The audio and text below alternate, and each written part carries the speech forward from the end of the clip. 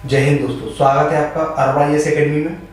और ये हमारी जो पॉलिटिक्स सीरीज चल रही है उसका अगला पार्ट है ये। और इस पार्ट के माध्यम से हम जो अगला लेक्चर है मौलिक कर्तव्य उसके बारे में बात करेंगे, ठीक है। और मेरी कोशिश यही रहेगी कि आपको मूल कर्तव्य को सही तरीक़ा से पढ़ाऊँ और जो यहाँ से कितने प्रकार के क्वेश्चन बन सकते हैं उनकी चर्चा करूँ। एक मिनट, ठीक है। तो उसी को ध्यान में रखते हुए हम इस सीरीज को आगे लेकर चलते हैं। तो सबसे पहले तो मैं यही बात करता हूं कि अब तक मैंने आपको संविधान के निर्माण की प्रक्रिया, ठीक है, उसके बाद संघराज्य क्षेत्र, ठीक है, राज्यों के बनने का प्रोसेस, उसके बाद फिर हमने ले लिया था आर्टिकल 1 से लेकर 4 तक पढ़ाए थे हमने। नागरिकता को हमने छूट दिया था। नागरिकता को छोड़ने के कुछ रीजन है क्योंकि उसमें कुछ करंट का पोर्शन है, मैं उसे बाद में कराऊंगा, ठीक है। उसके बाद हमने कराया था मौलिक अधिकार, यानी कि आर्टिकल 12 से लेकर के और 35 तक मैंने मौलिक अधिकार कराए थे, रिट कराई थी। उसके बाद मैंने राज्य के नीति निर्देशक तत्वों को कराया था और ये उसी हम प्रोसेस में आगे चल रहे हैं और ये उसी कड़ी का एक भाग है क्योंकि मैं आर्टिकल को 51, 52, 53 इस तरीके से लेके जाना चाहता हूं जहां तक जा सकते हैं वहां तक, ठीक है। तो ये उसी का अगला पार्ट है। और आज का जो हमारा लेक्चर रहेगा सॉरी, आज का जो हमारा लेक्चर रहेगा वो लेक्चर है मौलिक कर्तव्य, यानी कि फंडामेंटल ड्यूटीज। तो मौलिक कर्तव्यों की यदि हम बात करें तो शब्दावली से यह परिचित हो गए कि मौलिक कर्तव्य को क्यों कहा गया है, ठीक है। यानी कि क्योंकि शुरुआत से ही मैं ये चाहता हूं कि आप शब्दावली को समझें। कंसेप्ट तो आपका ऑटोमेटिक समझ में आ जाएगा यदि आपने शब्दावली को समझ लिया तो। देखो, मौलिक कर्तव्य की बात करें हम यहाँ पे, देखो यहाँ पे शब्द में ही कुछ छुपा हुआ है, मौलिक कर्तव्य, ठीक है। यानी कि ऐसे कर्तव्य जो भारत के नागरिकों के लिए ही हैं, यानी कि भारत के जो नागरिक हैं उनसे ये उम्मीद की जाती है कि वो अपने मौलिक अधिकार तो उनको मिले हुए ही हैं, मौलिक अधिकारों के साथ साथ उनके कुछ कर्तव्य भी हैं, उनका वो निर्वहन करेंगे, तभी एक बेहतर सामंजस्य बैठ पाएगा समाज में, ठीक है। तो ये तो होगी हमारी मौलिक कर्तव्य की बात। अब जब हम अगर अगली बात करें कि यहाँ से क्वेश्चन किस किस प्रकार के क्वेश्चन बन सकते हैं उनकी बात करें हम, ध्यान रखना यहाँ से मोटे मोटे 1 से 2 क्वेश्चन बन जाते हैं एग्जाम में। यहाँ तो स्टेटमेंट में पूछ लेगा या फिर आपका फैक्चुअल में पूछ लेगा, ठीक है। और यहाँ से ध्यान रखना आपसे क्रम से भी कभी कभी पूछ लेता है, लेकिन ध्यान रखना, लेकिन वनडे और पीसीएस के एग्जाम में तो क्रम से नहीं पूछेगा, लेकिन हाँ यूपीएससी में कभी कभी स्टेटमेंट दे देता है इस तरीके से, ठीक है। तो मैं वो भी कोशिश करूंगा कि उसको भी सही तरीके से कराऊं। अब हम बात कर लेते हैं आखिर मौलिक कर्तव्यों को संविधान के किस अनुच्छेद में रखा गया है, किसकी सिफारिश पर रखा गया है, यानी किस समिति ने सिफारिश की थी और किस संविधान संशोधन के तहत कौन से अनुच्छेद में रखा गया है। तो इन सब बातों की चर्चा करेंगे हम इस लेक्चर के माध्यम से, ठीक है। तो पहले अगर मैं बात करूं, ध्यान रखना मौलिक कर्तव्य हमारे मूल संविधान में नहीं थे, यानी कि जब हमारा संविधान बनकर तैयार हुआ 26 नवंबर 1949 को और 26 जनवरी 1950 को जब हमारा संविधान लागू हुआ, तो ध्यान रखना मौलिक कर्तव्य जैसी कोई भी चीज का प्रावधान नहीं था। यानी कि आपसे क्वेश्चन पूछ लेगा क्या मौलिक कर्तव्य मूल संविधान में समाहित थे? नहीं थे, क्योंकि इनको बाद में जोड़ा गया है। बाद में जोड़ा गया है। कब जोड़ा गया है? इनको 1976 में जोड़ा गया है। 1976 में आपको याद होगा मैंने आपको कई बार कराया है 42वां संविधान संशोधन हुआ था और उस संशोधन के माध्यम से इनको आर्टिकल 51 में जोड़ा गया है, यानी कि एक 51 का बना दिया गया है, 51 का, ठीक है, 51 का। ध्यान रखना आपसे यही क्वेश्चन पूछा जाएगा कि संविधान के किस अनुच्छेद में मौलिक कर्तव्य समाहित हैं। तो अनुच्छेद 51 का में मौलिक कर्तव्य समाहित हैं। और आपसे यह पूछा जाएगा कि किस संविधान संशोधन, तो ध्यान रखना 42वें संविधान संशोधन के माध्यम से इनको जोड़ा गया था। कब? 1976 में। 2 क्वेश्चन तो आपके यहां से बन गए। अगला क्वेश्चन बनेगा कि किस समिति की सिफारिश पर, तो ध्यान रखना स्वर्ण सिंह समिति, स्वर्ण सिंह समिति, स्वर्ण सिंह समिति की सिफारिश पर। यानी कि अब मैं आपको थोड़ा बैकग्राउंड बताऊंगा यहां से, क्योंकि यहां से मोटे मोटे यही 2-4 फैक्ट हैं, इनको बताना जरूरी था। किस आर्टिकल में है? 51 काम इनको जोड़ा गया है। ध्यान रखना, मौलिक कर्तव्य जो है वो राज्य के नीति निर्देशक तत्वों का भाग नहीं है। क्वेश्चन आपसे यह भी पूछ लिया जाएगा, क्या मौलिक कर्तव्य राज्य के नीति निर्देशक तत्वों का भाग है? तो नहीं है। मौलिक कर्तव्य 51 काम में जोड़े गए हैं और 51 तक ही नीति निर्देशक तत्व समाप्त हो जाते हैं। अब आपसे अगला क्वेश्चन यह पूछा जाएगा, क्या ये न्यायोचित है या नहीं? न्यायोचित है या नहीं? तो ध्यान रखना, ये न्यायोचित नहीं है। यानी कि यदि इनमें जो बातें लिखी गई हैं, यदि उनका पालन नहीं होता है तो आप न्यायालय में नहीं जा सकते। ठीक है, तो इसलिए ये गैर न्यायोचित है, अर्थात ये न्यायोचित नहीं है। वही जो डीपीएसपी में सेम कंडीशन, वही सेम कंडीशन इस पर भी है। और मौलिक जो अधिकार थी मैंने पढ़ाया था वो न्यायोचित होते हैं। इतनी बात क्लियर हो गई। अब बात करते हैं कि इनकी थोड़ी बैकग्राउंड के बारे में। यानी कि जब इंदिरा जी का कार्यकाल था, तो इंदिरा जी के कार्यकाल में आपातकाल के समय की बात है। तो आपातकाल के समय उन्हें लगा था कि नागरिकों के भी कुछ मूल कर्तव्य होने चाहिए। यानी कि आपने उनको अधिकार तो दे दिए लेकिन उनके लिए कुछ कर्तव्य नहीं दिए। यानी कि यदि व्यक्ति में यदि कर्तव्य नहीं होंगे, वो अपनी ड्यूटी नहीं समझेगा, तो इससे क्या होगा? इससे अराजकता उत्पन्न हो जाती है। ध्यान रखना, ये अन्य किसी देश में नहीं थे, केवल जापान के संविधान में मौलिक कर्तव्य पहले से थे और रूस के संविधान में थे। ठीक है, इनके अलावा ये किसी देश के संविधान, तो अमेरिका में थे ना इंग्लैंड में नहीं थे, केवल क्योंकि हमने जो मौलिक कर्तव्यों को लिया है वो रूस के संविधान से प्रेरणा ली है। ठीक है, जिस प्रकार से डीपीएसपी को हमने आयरलैंड से लिया है, मौलिक अधिकार को हमने अमेरिका से लिया है, उसी प्रकार से जो मौलिक कर्तव्य हैं उनको हमने सोवियत संघ यानी कि रूस के संविधान से प्रेरणा लेकर के समाहित किए थे। इतनी बात क्लियर हुई। अब उसके बाद जब वो एक समिति गठित की गई, इंदिरा गांधी जी ने, कांग्रेस की सरकार थी इस समय, तो इंदिरा गांधी जी ने स्वर्ण सिंह समिति यानी स्वर्ण सिंह समिति के लिए यह काम सौंपा गया कि आप कुछ मूल कर्तव्य की हमें लिस्ट बनाकर दीजिए। ठीक है, तो समिति बनी स्वर्ण सिंह समिति। उसने सिफारिश दी और उसने बोला कि मैडम ये 8 मौलिक कर्तव्य हैं, आप इनको समाहित कर दीजिए।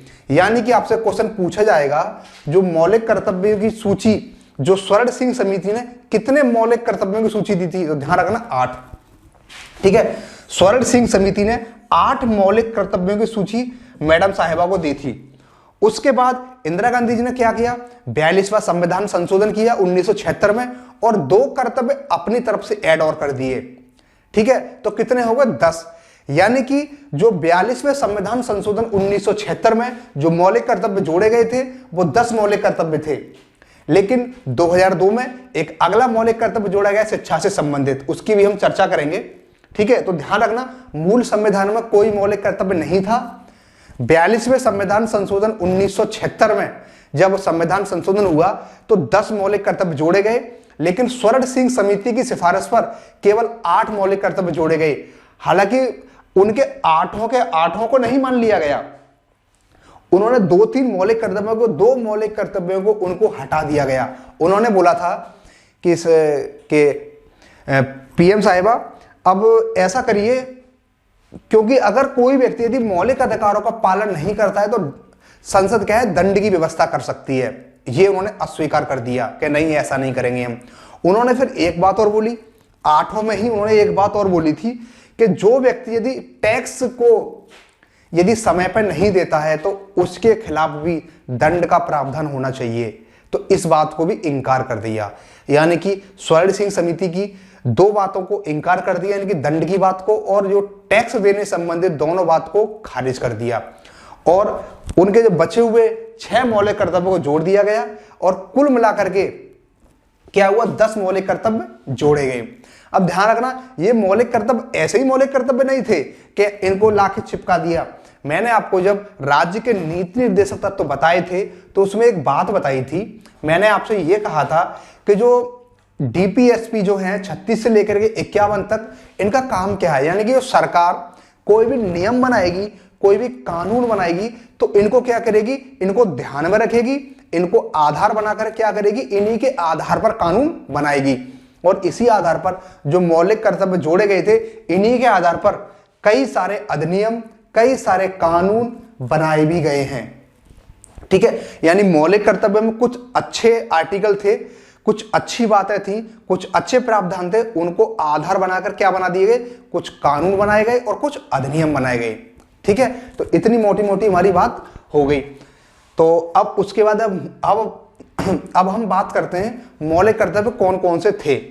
देखो, आपको क्रम से याद नहीं रखने हैं बिल्कुल, बस आपको इतना पता होना चाहिए हाँ ये मौलिक कर्तव्य का हिस्सा है, डेट्स इट। इसके अलावा आपको कुछ याद नहीं रखना है। और मेरे साथ आप बस पढ़ते रहिए, आपकी सारी चीज क्लियर हो जाएंगी, बेफिक्र रहिए आप। ठीक है, तो हम चलिए शुरुआत करते हैं अपने पहले फैक्ट से। मैंने आपको बता दिया मौलिक कर्तव्य क्या है, कि नागरिकों से अपेक्षा की जाती है कि आपके ये कर्तव्य हैं, आप इन कर्तव्यों को निभाइए। इससे क्या होगा, इससे जो एक हम बेहतर समाज की बात करते हैं, एक बेहतर समाज, वो बेहतर समाज का निर्माण होगा। अब बेहतर समाज का निर्माण कैसे होगा, हम उसकी बात कर लेते हैं। ठीक है, बात पहला है, ये संविधान के पार्ट 4 अनुच्छेद 51 काम है, इनको जोड़ा गया है। इस पर स्टार लगा लेना आप लोग, क्योंकि आपसे पहला क्वेश्चन यहीं से बनेगा कि जो मौलिक कर्तव्यों को संविधान के किस भाग में जोड़ा गया है और किस अनुच्छेद में है। तो ध्यान रखना 51 काम है, इनको जोड़ा गया है और ये पार्ट 4 के अंतर्गत आते हैं। ठीक है, लेकिन ध्यान रखना ये राज्य के नीति निर्देशक तत्वों के भाग नहीं है, बस इतना याद रखना है आपको। अगला भाग है, अगला पॉइंट है, मूल कर्तव्य को मूल संविधान में नहीं रखा गया था। ठीक है, इस शब्द का क्या मतलब है, यानी कि मूल संविधान का मतलब क्या है, 26 जनवरी 1950 में जब हमारा संविधान लागू हुआ था तब कोई भी मौलिक कर्तव्य नहीं थे, बस इतना मतलब है इस शब्द का। अगला है, मूल कर्तव्य को 1976 में 42वें संविधान संशोधन से जोड़ा गया। इस पर भी स्टार लगा लेना आप लोग। ठीक है, कि आपसे पूछा जाएगा कि किस संविधान संशोधन के द्वारा मौलिक कर्तव्यों को जोड़ा गया था। तो 42वां संविधान संशोधन 1976 में हुआ था, तब इसे जोड़ा गया। फिर 2002 में एक अन्य मौलिक कर्तव्य जोड़ा गया, 11वां मौलिक कर्तव्य। ठीक है, 11वां, ये शिक्षा से संबंधित है। यानी कि आपसे क्वेश्चन पूछा जाएगा कि जब मूल कर्तव्य जोड़े गए थे तब कितने मौलिक कर्तव्य थे, तब थे 10, लेकिन वर्तमान में मौलिक कर्तव्यों की संख्या कितनी है, 11 है। कब जोड़ा गया, 2002 में जोड़ा गया है। और आपसे पूछा जाएगा क्या मूल संविधान में मौलिक कर्तव्य थे, नहीं थे। आपको इतनी मोटी मोटी बातें बस याद रखनी है। उसके बाद अगला है, इस पर भी स्टार लगा लेना कि इसको किस संविधान से लिया गया है। तो ध्यान रखना रूस के संविधान से लिया गया है इनको, क्योंकि नेहरू जी थे वो भी रूस के संविधान से प्रेरित थे, इंदिरा गांधी जी थी तो नेहरू जी के ही उन्होंने कुछ बातों को फॉलो किया था। जो समाजवादी सिद्धांत था उसी को इंदिरा गांधी जी ने फॉलो किया था, और जो रूस था उसमें सोवियत संघ था उस समय, वो क्या था, वो समाजवाद के सिद्धांत पर ही आधारित था। तो इस पर स्टार लगा लेना कि मौलिक कर्तव्यों को कहां से लिया गया है, रूस के संविधान से। या तो रूस आएगा ऑप्शन में लिखा हुआ, या फिर सोवियत संघ आएगा। ठीक है, आपको उसी पर टिक करना है। अगला है, किस समिति की सिफारिश पर, तो स्वर्ण सिंह समिति की सिफारिश पर मूल कर्तव्यों को जोड़ा गया था। ध्यान रखना क्वेश्चन आपसे यही पूछा जाएगा कि मौलिक कर्तव्यों को किस समिति की सिफारिश पर जोड़ा गया है। तो ध्यान रखना स्वर्ण सिंह समिति की सिफारिश पर मूल कर्तव्यों को जोड़ा गया है। अब मैंने आपको शुरुआत में यही बताया था कि स्वर्ण सिंह समिति ने 8 मौलिक कर्तव्यों की बात कही थी, जिसमें 2 मौलिक कर्तव्यों को सरकार ने मना कर दिया था। उसके बाद सरकार ने कुल मिलाकर 10 मौलिक कर्तव्य जोड़े, एक बाद में 2002 में जोड़ा, तो कुल मिलाकर कितने हो गए, 11। उसके बाद आता है स्वर्ण सिंह समिति की सिफारिशें। राष्ट्रीय आपातकाल के दौरान 1975 और 77 के बीच जो घटना घटी थी, इसी दौरान मौलिक कर्तव्यों का गठन हुआ है। ठीक है, अब हम अगली बात कर लेते हैं कि स्वर्ण सिंह समिति की किन किन बातों को नहीं माना था। यानी कि स्वर्ण सिंह समिति ने जो जो सिफारिश की थी, तो किन किन सिफारिशों को नहीं माना था, हम उसकी बात कर लेते हैं। ठीक है, देखो यहां से क्वेश्चन बनेगा, मैं बताऊंगा क्वेश्चन कैसे बनेगा। पहला तो यही है कि स्वर्ण सिंह की सिफारिशें जिसे कांग्रेस ने मना कर दिया, यानी कि भारत सरकार ने या केंद्र सरकार ने मना कर दिया। कौन कौन सी बात थी, पहली बात थी अगर कोई कर्तव्य का पालन ना करे तो आर्थिक दंड लगेगा उस पर, पहली तो यही बात थी, इसको खारिज कर दिया। अब सपोज करो मौलिक कर्तव्यों को यदि तुम पालन, मैं बताऊंगा कौन कौन से मौलिक कर्तव्य हैं, यदि उनका हम पालन नहीं करेंगे तो हमारे ऊपर जुर्माना लगेगा, दंड लगेगा आर्थिक, यानी कि हमें 2000 10,000 जो भी सरकार रखे वो हमें जुर्माना भरना पड़ सकता है। तो सरकार ने कहा नहीं भाई ये बात थोड़ी नैतिक नहीं लग रही, ये बात उचित नहीं है, तो उन्होंने इस बात को खारिज कर दिया। अगली कौन सी बात थी? अगली बात थी मूल कर्तव्य के अरुचिकर होने के आधार पर कोई भी कानून इस तरह का अर्थदंड या सजा का लगाने का प्रावधान होना चाहिए। वही बात, यदि किसी को मौलिक अधिकार यदि अरुचिकर लगे, यानी कि उनको इंटरेस्ट ना आए मौलिक अधिकार में, तो भी संसद इस प्रकार का काम कर सकती है। भाई ये तो कोई बात नहीं हुई, तो इस बात को भी खारिज कर दिया।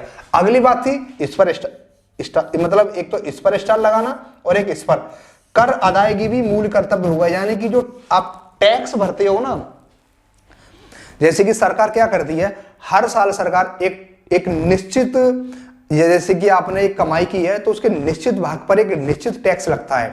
लेकिन कुछ लोग होते हैं टैक्स नहीं देते, टैक्स जमा नहीं करते। तो यही बोला था कि भाई मौलिक कर्तव्यों के आधार पर ये बोल दो कि हर आदमी का ये मौलिक कर्तव्य है कि उसको टैक्स जमा करना चाहिए।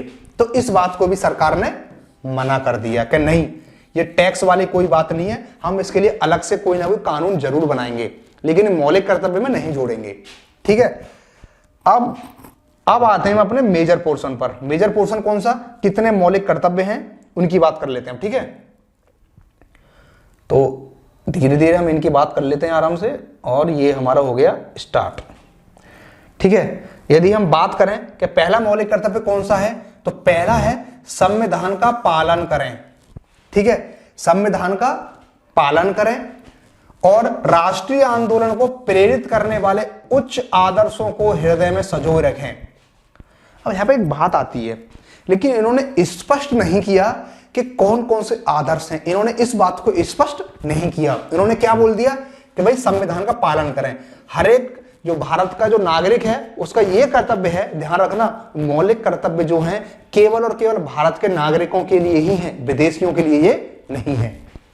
तो संविधान का पालन करें, चलो ये तक तो बात समझ में आती है। ठीक है कि भाई हर नागरिक से ये अपेक्षा की जाती है कि आप अपने देश के संविधान का पालन करिए, उसमें जो नियम कानून है उनके अकॉर्डिंग चलिए। ठीक है, ये तो बात समझ में आती है, लेकिन राष्ट्रीय आंदोलन को प्रेरित करने वाले उच्च आदर्शों को हृदय में संजोए रखें, यहां इन्होंने स्पष्ट नहीं किया है।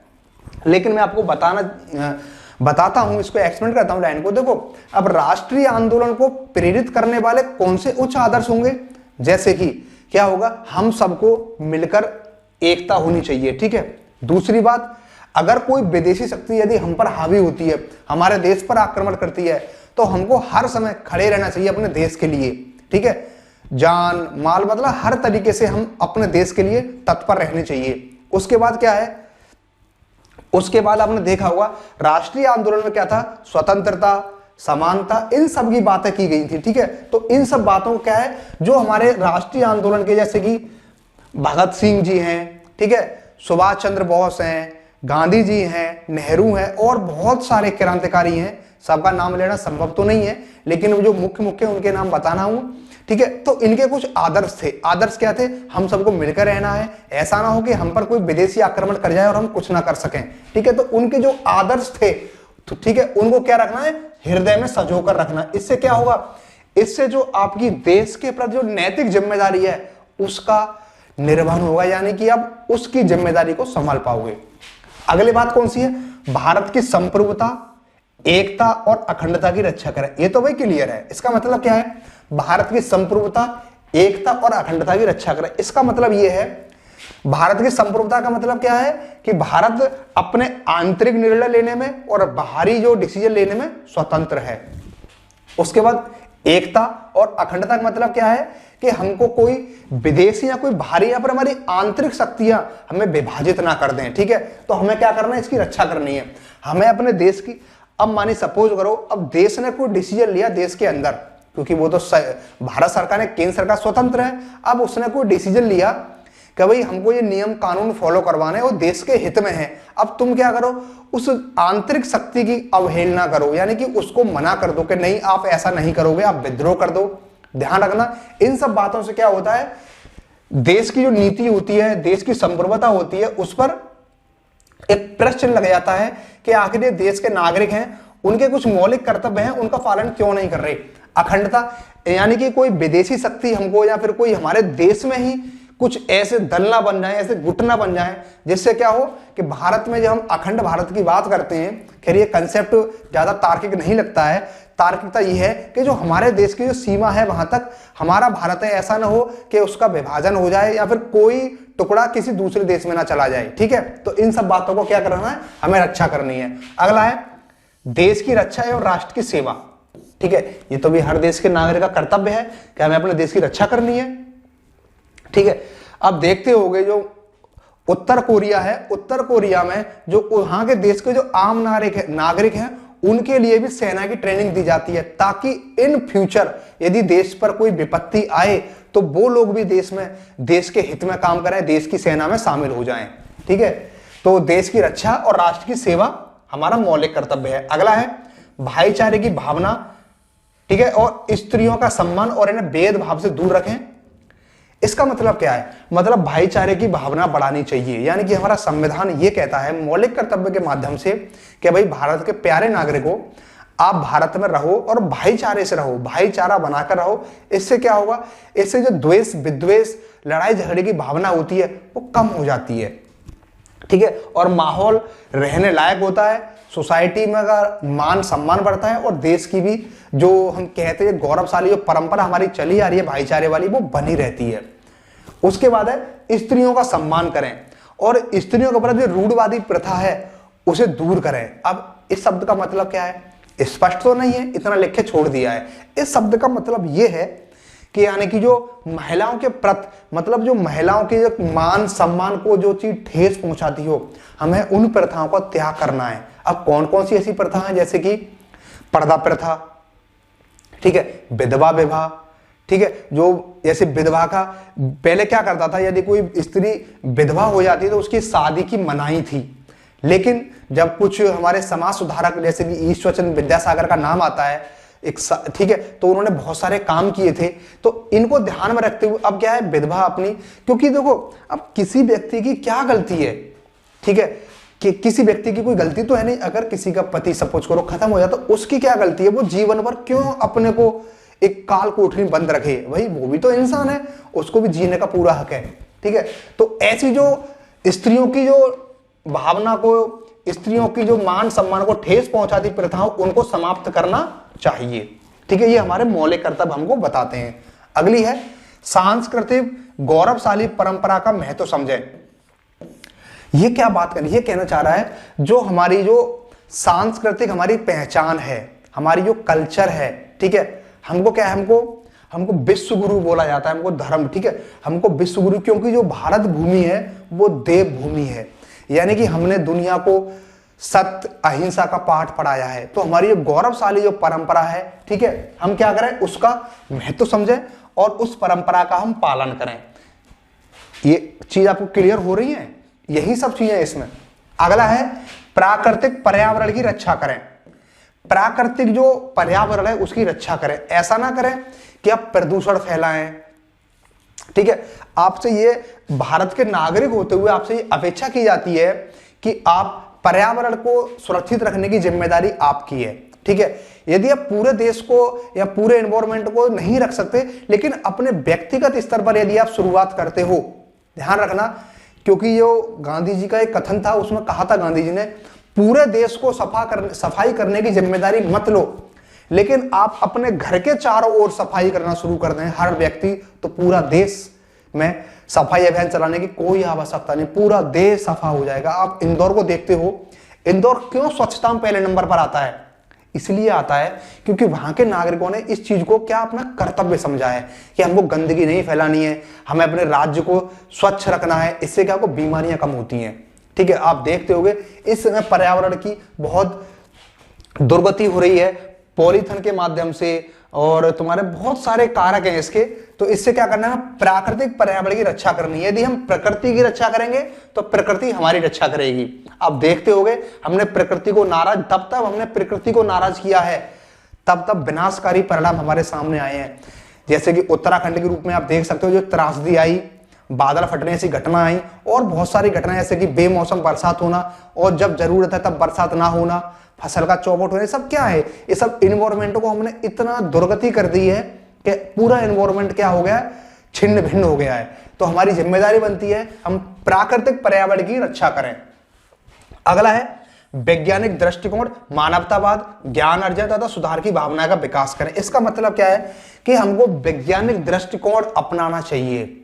वैज्ञानिक दृष्टिकोण किस सेंस में, हमें अगर कोई भी काम करना है ऐसा काम ना हो कि उसमें कोई तर्क ही ना हो, यानी तर्क के आधार पर हमें काम करना चाहिए और जिस चीज से समाज की भलाई हो वो काम हमें करना चाहिए। आप देखते होंगे क्योंकि जो अगर यदि हम वैज्ञानिक जो तर्कवाद की भावना है यदि उस पर ध्यान देंगे तो क्या होता है, हमारे काम आसान होते चले जाते हैं। और जो एक व्यक्ति, ठीक है, अगर 10 व्यक्ति एक काम को 1 घंटे में कर सकते हैं, उसी प्रकार से विज्ञान ने क्या कर दिया है, एक व्यक्ति उस काम को 5 मिनट में कर देता है। उसके बाद क्या है, मानवतावाद। मानवतावाद को सर्वोपरि रखने चाहिए। ठीक है, मानवतावाद का मतलब क्या है, हमको व्यक्तिवाद पर जाना चाहिए, ना कि कोई इहलौकिक या परलौकिक शक्ति के बारे में नहीं, कि जो इंसान है इसी का सब कुछ करो, इसी का ध्यान रखो। ठीक है, ये हो गया।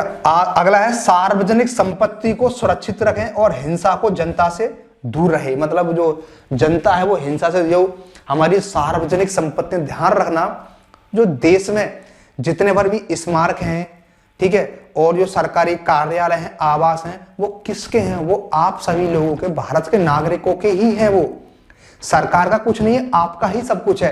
तो आपकी जिम्मेदारी बनती है कि आप उनकी रक्षा करें। अब क्या करते हैं लोग, कोई बात हुई तो सरकारी रोडवेज बसें होती हैं उनको तोड़फोड़ कर दी, रेल की पटरी उखाड़ दी, रेल को क्षति पहुंचा दी, सार्वजनिक जो कार्यालय, सरकारी कार्यालय, उनमें दंगा कर दिया, तोड़फोड़ कर दी। यानी कि जो यदि आप ऐसा करोगे तो इसका परिणाम यह होता है कि आपको ही भरना पड़ता है। जैसे कैसे, सपोज करो आपने किसी जगह पर 20 बसों में तोड़फोड़ कर दी, जो सरकारी बसें होती हैं, सरकार की संपत्ति समझकर आपने तोड़फोड़ कर दी। अब क्या होगा, अब सरकार क्या करेगी, सरकार की अपनी कोई खेती तो है नहीं, आप टैक्स देते हो, उसी से सरकार इसका काम धाम करती है। अब सरकार क्या करेगी, किराया बढ़ा देगी। बसें कुछ ही लोगों ने जलाई थी लेकिन किराया सभी लोगों पर बढ़ा। इसका दुष्परिणाम यही हुआ, यदि आप सार्वजनिक संपत्ति की रक्षा नहीं करोगे तो इसका दुष्परिणाम एक व्यक्ति पर नहीं, सब पर पड़ेगा। इसलिए आपका मौलिक कर्तव्य है, यदि कोई सरकारी संपत्ति को नुकसान पहुंचाता है उसको रोकिए, क्योंकि आपका मौलिक कर्तव्य है, नहीं तो इसका परिणाम सब पर पड़ेगा। ठीक है, इन सब बातों को हमें याद रखना है। अगला है व्यक्तिगत और सामूहिक अतिथियों के सभी क्षेत्रों में उत्कर्ष की ओर बढ़ने का और प्रयास करें और राष्ट्र निरंतर बढ़ते हुए पर्यटन उपलब्धि की नई ऊंचाइयों तक। मतलब इसका मतलब यही है, हमको व्यक्तिगत रूप से और सामूहिक रूप से काम ऐसे करना चाहिए हमारा देश ऊंचाइयों तक पहुंचे। बस इतना ही है इसका मतलब। अगला है जो 11वां मौलिक कर्तव्य जोड़ा गया था उसके बारे में बात कर लेते हैं। 10 तो हो गए हमारे। अगला है 6 से 14 वर्ष की उम्र के बीच अपने बच्चों को शिक्षा के अवसर उपलब्ध कराएं। यानी कि जिन बच्चों की आयु 6 से 14 वर्ष है उन बच्चों के लिए शिक्षा के अवसर उपलब्ध कराएं। ठीक है, ये कब जोड़ा गया था, 86वां संविधान संशोधन हुआ था 2002 में, उसके माध्यम से इसे जोड़ा गया है। ठीक है, ये हमारे 11 मौलिक कर्तव्य हो गए। ध्यान रखना, यदि आपसे कभी भविष्य में क्वेश्चन पूछा जाता है कि मौलिक कर्तव्यों में कितने संशोधन हुए हैं अब तक, मतलब कितने संशोधनों के माध्यम से मौलिक कर्तव्य जोड़े गए, ध्यान रखना 2 संविधान संशोधन के माध्यम से मौलिक कर्तव्य जोड़े गए। एक 42वां संविधान संशोधन 1976 में हुआ था, उसमें जोड़े गए थे 10। एक 11वां जो जोड़ा गया है 2002 में, वो 86वें संविधान संशोधन के माध्यम से जोड़ा गया है। आपको बस इतना ही याद रखना है, इसके अलावा आपको बिल्कुल याद नहीं रखना है कुछ भी। क्वेश्चन यहीं से सारे बन जाएंगे। अब जो अगला पार्ट में है, अगले पार्ट में क्या है, हम थोड़ा मेंस के हिसाब से आपको कुछ बताएंगे, यानी कि इसकी आलोचना किस आधार पर होती है, इसका महत्व क्या है। ठीक है, ये सब चीजें हम बताएंगे। ठीक है, चलिए, थैंक यू।